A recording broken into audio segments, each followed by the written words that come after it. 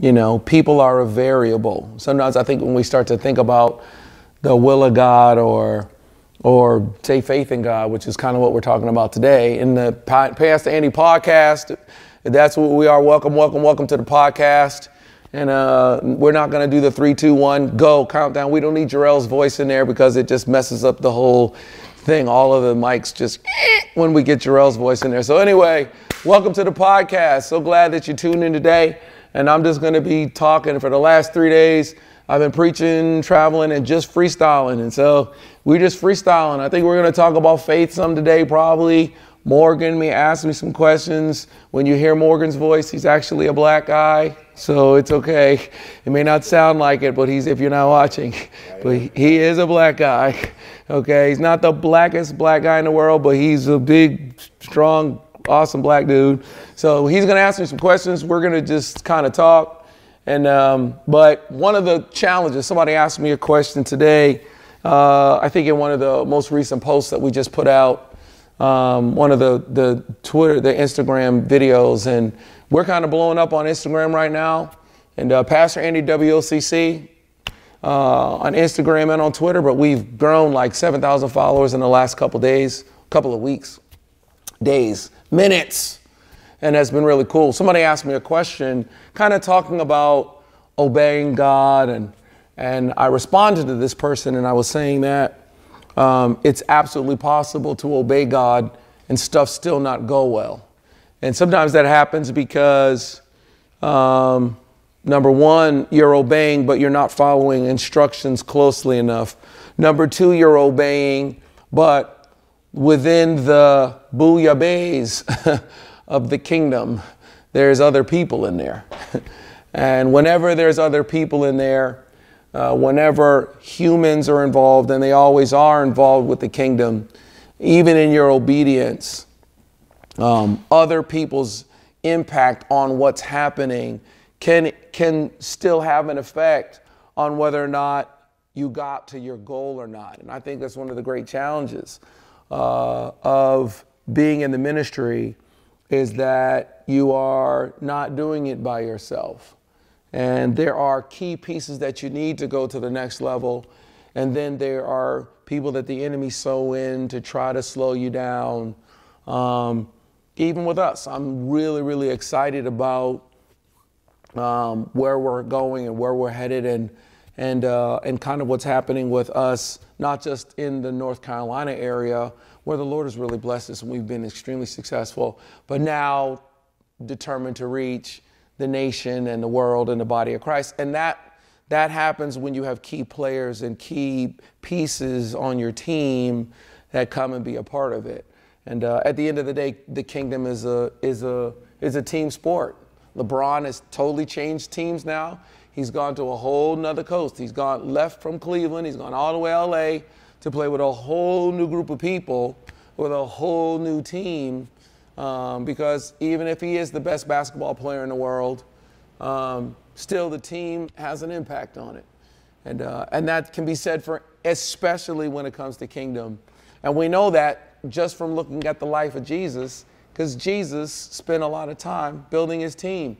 And when Jesus was resurrected from the dead, he goes back. He doesn't just say, oh, I'm back, I'm resurrected now. No, he goes back and starts trying to pull his crew together. He's appearing to the guys that he was with all that time. Peter's back fishing again. Jesus shows up and says, Peter, do you love me? Well, then feed my lambs, man. What are you doing? Why?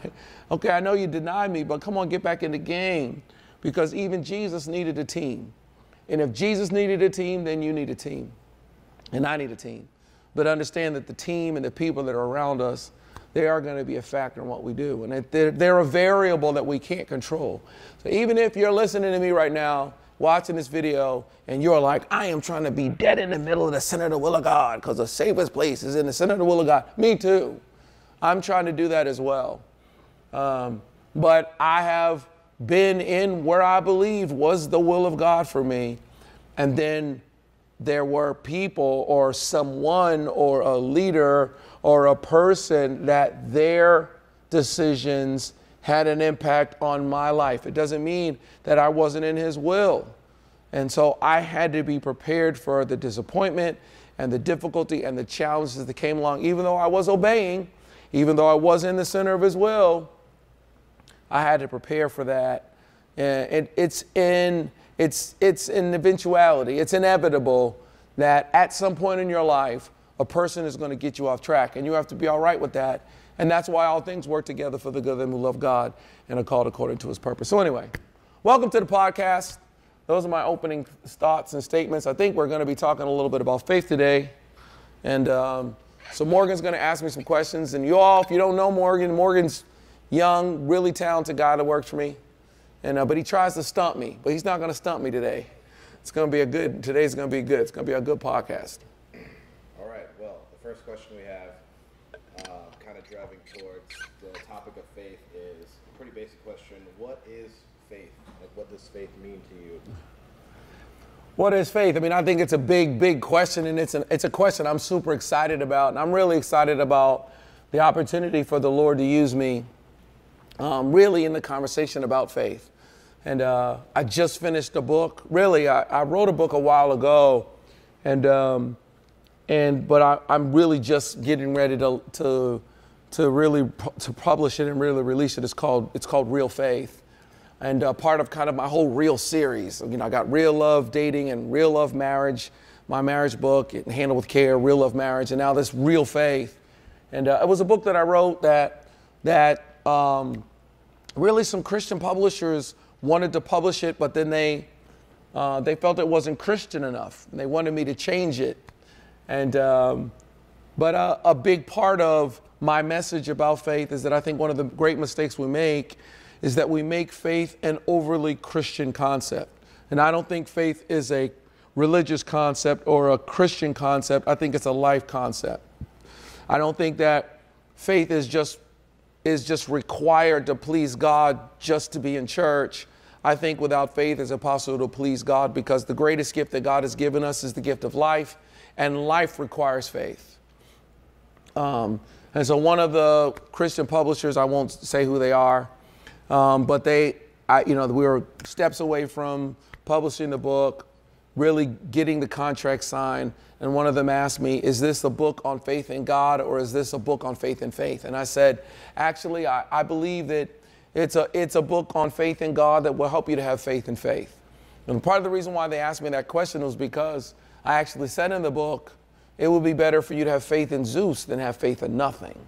I'm not saying faith in Zeus is good, and I believe it's a false doctrine, but I still believe that the actual action of having faith in something that you can't see is better than having faith in nothing, because that faith in the impossible, the ability to believe, I don't know if I'm answering Morgan's question, the ability to believe in something you can't see, the ability to be sure that something is going to take place that you don't really see, something that you have no real evidence. Faith ends up being that evidence. It's the thing you hold on to until you get the thing that you're looking for. And faith, to me, is a requirement for life. And I believe that you go to church and you worship God and you love the Lord and you build for all the Christians that may be listening to this, or anybody that goes to church, or, okay, it's Pastor Andy's podcast. As a pastor, I'm going to encourage my people to have faith in God, not just because God is up there annoyed about faith, but because exercising faith in God, coming on a Wednesday night like the people that did last night, or the people that tuned in live, people that are coming on Sunday, by them praising and raising their hands and exercising faith and actually saying thank you to a God they can see, actually praying to a God that they can't see with their natural eyes. What it does is it works the muscle to then be able to exercise belief and faith and confidence in other things that you can't see. And that muscle is required for you to be successful. And right now, the people who are trying to find cures for cancer are looking for something that they can't see. They are believing for something that has yet to be done. They are looking for something that we can't see. It takes faith. It takes faith to cure the diseases that are yet incurable. It takes faith to believe that it's possible for a car to be powered by something besides fossil fuels. It takes faith to put your kid on a school bus. It takes faith to get married to somebody. That takes faith. Because love always trusts, it always believes, it never fails. For you to walk down the aisle and say, I do, you have to have faith in the commitment of that other person, not just in your own commitment, but faith in that other person's commitment. I just left my house today. My wife said, where are you going? I said, I'm going to the office. I'm shooting some video today. Now, she could be tracking my phone, but at some point she has to believe that I am where I said I am. It takes faith.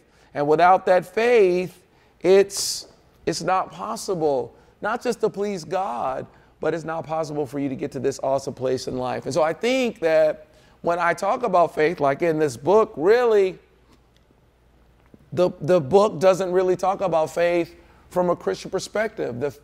The book talks about how to have faith, period.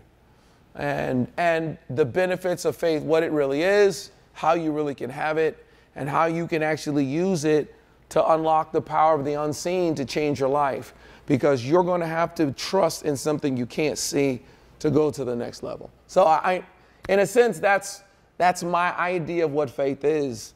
And it's very, very easy for me to talk about faith and not talk about Jesus. Now, I could talk about Jesus and talk about kingdom and talk about faith all the live long day. I went to Rhema, Kenneth Hagin Ministries, there in Tulsa.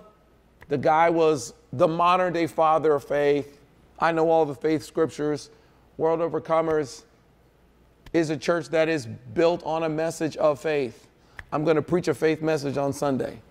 But I also can absolutely engage a person that doesn't even really know where they are about Christianity and have a conversation with them about faith. Even if you're listening to this podcast and you're not so sure about God, or not so sure about your relationship with Christ, or not so sure if you believe the whole Christianity thing, and part of it is maybe a leader's let you down. And I get it. There's a lack of trust in the institutions today, and there's been a lot of disappointment in the mistakes that leaders have made, although we're all human, and we need forgiveness and understanding as well. But understand, you cannot get away from the power that faith is. Faith really is the substance of the thing that you hope for. It really is the evidence of the thing that you don't yet see. When you vote for a president, you have to have faith that he's going to do what he said he's going to do. When you sit down with your new supervisor and they tell you this company is going to do this, they're exercising faith in you. You're exercising faith in them. Faith is a core power that moves life forward. All right. So, with all that being said, what are some misconceptions about faith as it pertains to, like, I know you said faith is not just a religious concept. Faith is kind of like an overarching concept. When you've had conversations with people about faith, what have you heard that you've kind of been like, I kind of disagree with that, and you give them a reason why? I think the biggest misconception that I would say about faith that I find, especially with Christians, but with anyone, is that most of the time what we think of as faith is really hope. In that passage, that 1 Corinthians 13, now abides these three: faith, hope, and love, the greatest of these being love. I think what most people think of as faith really is hope. Because faith is an absolute confidence that is going to take place. It doesn't matter what the circumstances look like. You are sure, beyond a shadow of a doubt, that this thing is about to happen, and you are confident in it. Whereas hope is an expectation of good. It's an expectation of better. It's a I hope people come to this. I hope people buy my album. And a lot of times we think of that as faith, but really what it is hope. And that faith is the substance of the thing that you're hoping for. And I think a lot of times in church, we say we're preaching faith, but we're really preaching hope. We're trying to get people to believe again. We're trying to get people to hope again. We're trying to get people to believe, to actually hope, to have that hope, to have an expectation that what I have right now is not what it has to be. But that's very different than being absolutely confident and totally, fully persuaded. There are women who are watching this podcast or listening to me. I talk about relationships a lot. And there are women who have moved from a place of being absolutely sure that they were going to get married, totally, fully confident that they're going to get married and find a great guy.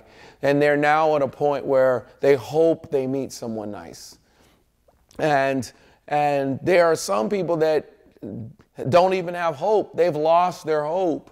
And now abides these three: faith, hope, and love. If nothing else, you got to love yourself. You got to love your life. You got to love your job. You got to love your family. And from there, get to a place where you hope you really meet someone great. You got to keep your hope alive. You can't not go out on a date because you just lost all hope. I was having a conversation with some young women in Jamaica, and I'm basically like an adopted Jamaican at this point, and I was there, and we were just kind of talking, and I was saying to them, you always have to keep your open sign.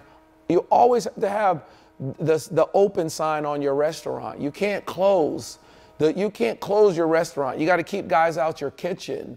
But you can't close your restaurant because you keep meeting knuckleheads. You have to keep your hope alive. And I'm sure somebody rolls on you. I said this to a young woman, attractive. I said, I'm sure guys ask you out. And she's like, yeah. And I'm like, okay, well, if guys are asking you out, then just say, okay, sure, you can take me to coffee. Because I'm still hoping, even if you're not fully confident and fully persuaded and believe no matter what the circumstances look like, you just know you're going to be someone. But still keep your hope alive. Don't give up on your hope. Say, okay, come on, you can take me out, and go to coffee and sit down and have a conversation with the guy and see what he's like. And because maybe, just maybe, this is the guy. And I know that you're looking for a needle in a haystack full of needles, looking for a good man. I get it, girl. But keep your hope alive. So I think a lot of times, what even I think of myself, I call myself a faith preacher, but I think I'm a faith hope preacher. And I think a lot of times what we call faith really is hope. I think when I'm talking to people that aren't necessarily Christians or aren't necessarily super religious, and I don't have a lot of conversations, I do have conversations like that, and I'm starting to talk more and more and do kind of more public speaking in arenas where it's not necessarily just a Christian atmosphere. I think that I think in a sense, I know what the enemy's trying to do. It's like he's trying to give the name faith. It's almost like he's trying to make faith a bad name. I think in the first chapter of my book, I'm kind of answering this question, what is faith? And I kind of give, if I recall, it's like I give kind of it's like almost like a multiple choice thing. And I'm saying that faith is either A, foolishness, B, ingenuity or kind of innovation, C, religion, D, all of the above. And I said, if you answer D, then I would say yeah. And of course, when I took multiple choice tests, I was almost tempted to always circle all of the above. But faith definitely is religion, but we have to be careful that we don't let it just be seen as religion. But every religion takes faith. Christianity takes faith. The Muslim is why we call it a faith. The Muslim faith, it takes faith. Buddhists, it takes faith. Hindus, it takes faith. It all takes faith. If I didn't name yours, it all takes faith. To be an atheist takes faith. And so to believe in dinosaurs takes faith. And praise God for the Jurassic World movies, but until you actually see a dinosaur, it takes faith.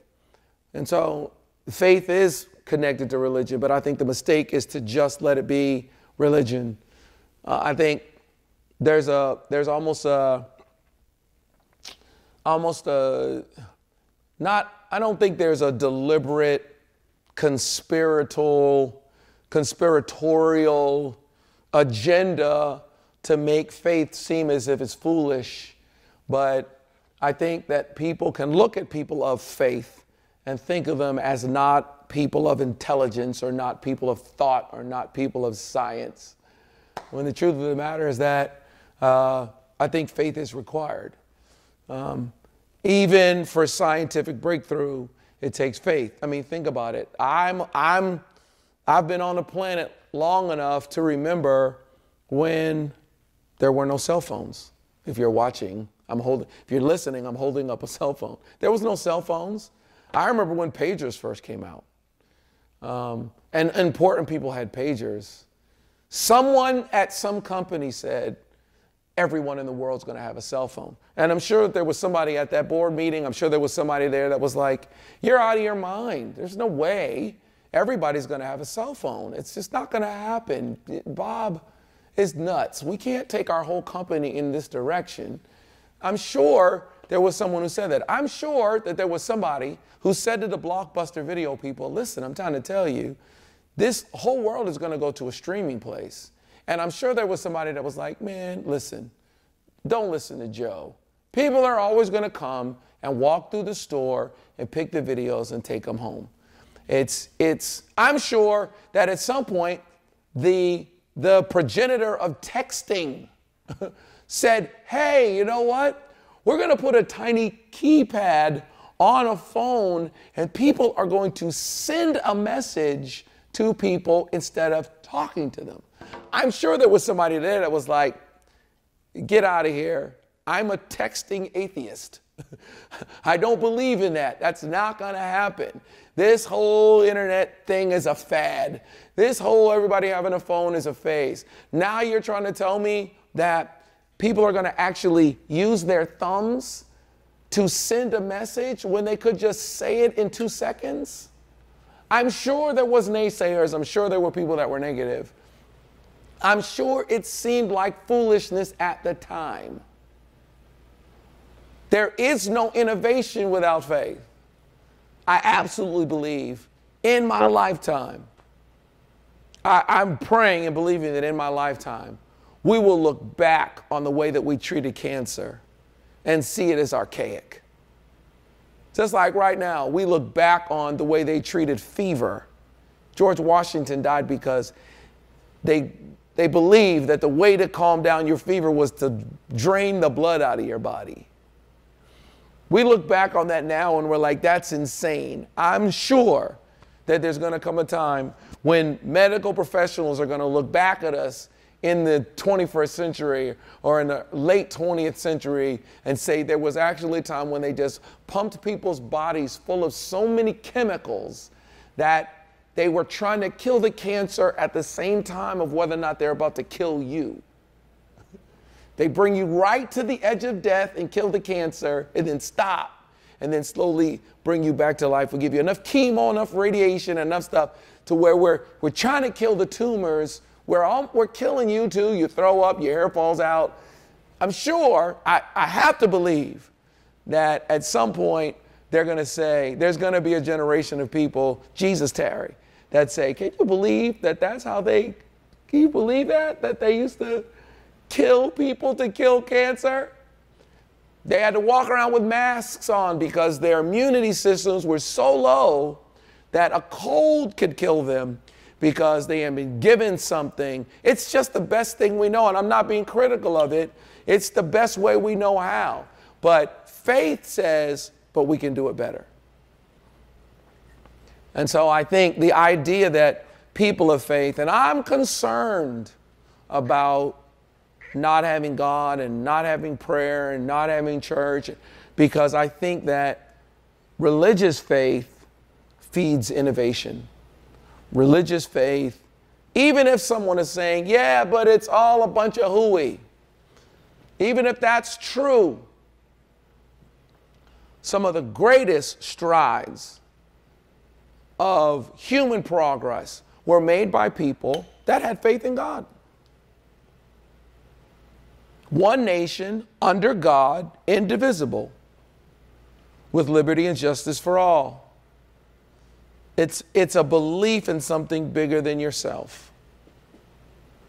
So anyway, long answer. No, that was a great answer. That was great. One of my last questions, which kind of triggered a couple more, is what, you explain like what is faith, you explain how faith applies to people, but even more in depth, how does faith apply? Like, how does somebody live a lifestyle based in like a faith or their faith rather than just adopting a faith? You know, it's very easy for somebody to walk into a church and be converted to Christianity. But like, what are the steps or what are the goals for that person to kind of like make that become like a part of their life rather than just an action? I mean, I think that obviously at some point, I think it always starts that way. I think you start by being inspired by someone else's faith. You know, I think you hear about the faith that someone has, or you hear about somebody's experience and it makes you say, wow, that's great, now you're going to try it. And at some point, that has to turn into your own experience and it becomes real to you. Sorry, I have to send these dudes some money. All right, back to the podcast, my sons. I think faith, oddly enough, faith and hope and belief in the system is something that you give a try, you give a shot to, and the longer you walk it out, the stronger you become in that faith and that belief. And there will be things that will try to make you be disappointed in it, but you have to hold on to that faith that you have, hold on to that love. And when I first said I do to LaShawn, and she said I do to me, I mean, we didn't know each other anywhere near as well as we know each other now. There were times when we had to hold on. And our experience fed our faith, and our faith fed our experience. There were some times when faith was all that kept us going. Now we're at a point where we can look back and there's way more behind us than there was at first. And so now it's easier to have faith, not just in a future that we have yet to see, but a past that we really have had. And I think that's the saddest thing that happens to people, is that they lose faith in one another after they have some real experience. But I think that every faith is adopted until it becomes your own. And I think that unfortunately, there are too many Christians or PKs who were kind of made to practice faith and never really got serious about it on their own. I'm always trying to encourage people to taste and see, to put him to the test, to actually step out of faith. But faith itself can be scary. And to really, even though we exercise faith all the time, we don't necessarily see it as faith because we have enough experience to know. I mean, you can make an argument that it takes faith to drive an automobile, to drive a vehicle that has flammable liquid in it, takes faith. But we have such an experience of automobiles going back 100 years now. When was the car invented? In the 1800s? I mean, the 1800s. Early 1900s? I don't know exactly when. When did Ford actually come? Anyway, a point is that we have such a great history, and with all of our regulations, that we have faith. When was it? 1800s, late 1800s. So we just have faith in it based on the experience that we had. But believe me, when somebody first got in a car, when they first showed up, people were looking at them like they were crazy. And I'm sure there were people that were like, no, I'm just going to ride my horse. I'm not getting in that newfangled machine. I'm sure there was some old person that was like, here, it makes too much noise. You're going to get killed. And, they just young whippersnippers coming through with their fancy machines. Come on, Jessup. And I'm sure that's just kind of how the world moves forward. Somebody's going to come up with a car that, runs on urine or something like that. And somebody's going to be like, I can't believe these. I don't want to be that person that's like, Don't pee in your tank. It's a sham. I want to be somebody that's like, really? Where is it? Will it take any kind of pee? Is it just guy pee? Will it take girl pee too? Girl pee makes it go faster? And I don't want to be somebody that's still holding on. If you see any of those, you ever see any of the biopics on the inventions, like when they were trying to get electricity everywhere, it was like the gas companies were using gas lighting to light in the streets. They fought it. They fought it because they were going to lose money. They fought it. They fought progress over greed. And sometimes I wonder, like, is there somebody somewhere that really has invented this car that really does run on urine, and he has been held down by Exxon, and oh my God, and is there a secret file of the P card? And because it's so much about money, and to me that's faith and that's innovation. And people are going to get in that car, they're going to drive it. When they first start it, they're going to be sniffing to see if they smell the pee. But once they start driving, they're going to say to somebody, and your kid's going to come home and going to be like that, and you're going to be like, driving around in that urine car. Or are you going to be like, wow, okay, are you, all right, I'll drive it. How's it work? So I think that every faith requires faith at the beginning, but then once you get some experience behind you, it goes to another level. Well, cool, excellent. Well, really looking forward to the P car. That's going to be huge. If no one's working on it, I'm definitely sure going to start. Think about it, man, okay? No option. You're driving, you're in your car, you always have water. And as you're driving, you're just drinking. You drink water. You're drinking water.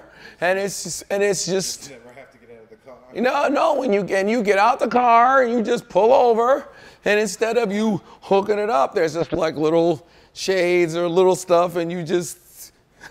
The gas station becomes like a large place in which you just pull over, All I'm saying is that it's going to happen. They're going to make a car that runs on something crazy. And there are going to be people who are going to be fussing about it. Yeah. I was reading an article the other day that was on the whole, what is the guy? Elon Musk is his name? Yeah. Who's the Tesla guy? And it's like people mad at him over some comment he made about the Thai boys that were in the cave. And I'm like, listen, leave the dude alone. At least he tried to help. He sent people up there. Let's let him do what he's supposed to be doing, which is trying to create us something so that we can be innovative and we can use solar power and stuff and get off this fossil fuel. Just leave him alone. Why are we fussing at him about a statement that he made? Because he's not sensitive enough. It's like I get it, sensitivity, but we're crazy. It's bananas, okay? Can we let him do what he's supposed to do, which is invent a new way for us to move and not really he has to take out his time to come on and apologize for a comment he made. I get it. He's insensitive. Okay, but is that really what he's here for? Why is everybody so shook? It's ridiculous. Sure. You want to tell us really quickly about your new book, because you mentioned it earlier? Yeah, I mean, the thing that's really interesting about this book is the journey, and it's going to be a part of it. The journey of the book. I wrote this book. Originally it was called I Still Believe. Then I call it I Believe. And it's interesting, the book itself has taken faith because several publishers were about to buy the book. This one particular publisher that I won't say, big, huge Christian publisher, wanted to buy the book. And it wasn't Christian enough. They decided not to buy it. Then another publisher did buy the book. They were going to publish the book. Then they decided they weren't going to publish the book. They just, for whatever reason, they didn't like me anymore. I don't know.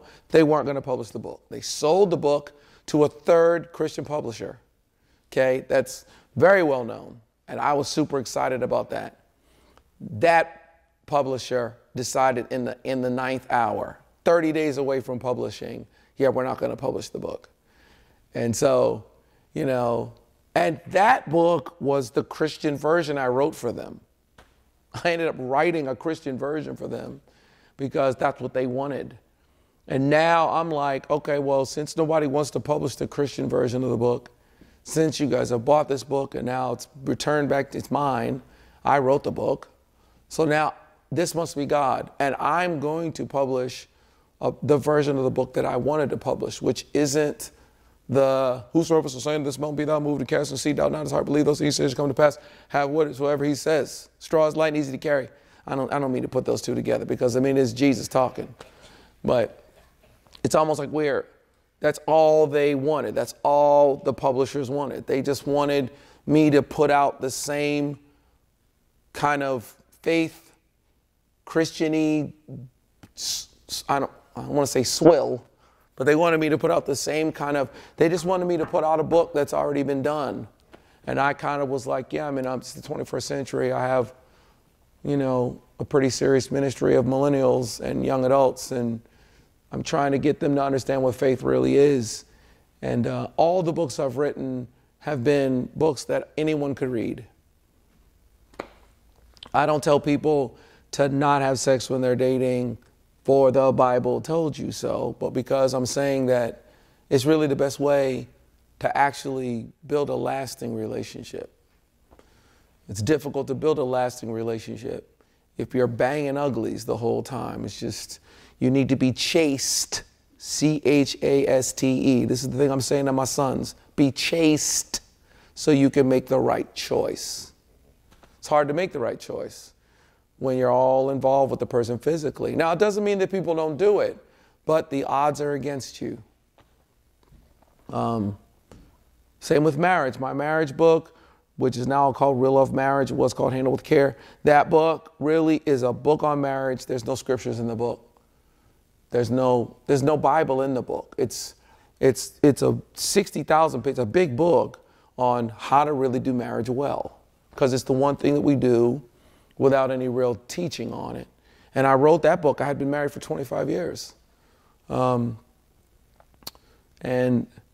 same with this book, the new book that I've written, which I wrote 4 years ago now. Wrote it in 2014. This current podcast is happening in 2018. Really is a book on the power of faith and the fact that Christians should be even more powerful in life because they exercise faith all the time. They're doing what you're saying. They're living a life of faith. And I'm living a life of faith. Faith is so a part of what I do that I don't really even think that much about how much faith I'm exercising. You know, right now, at the current moment of this podcast, what is this, July 26th or something, 27th? July 26th, 2018. I'm living in a rental house right now. And Morgan, you've been there, Jarrell. I'm living in a rental house. You know, I've put I own 2 homes. They're both on the market. One of them I'm about to sell. The other one I'm about to get an offer on, in Jesus' name. And I'm closing on a piece of land on Monday. Okay? And my land that I'm closing on is a wilderness. Okay? I'm going from some things to nothing. I don't even really think about it. I have faith, I believe. It's the substance of something that I'm hoping for. And, you know, I'm on a plan to get out of debt, and I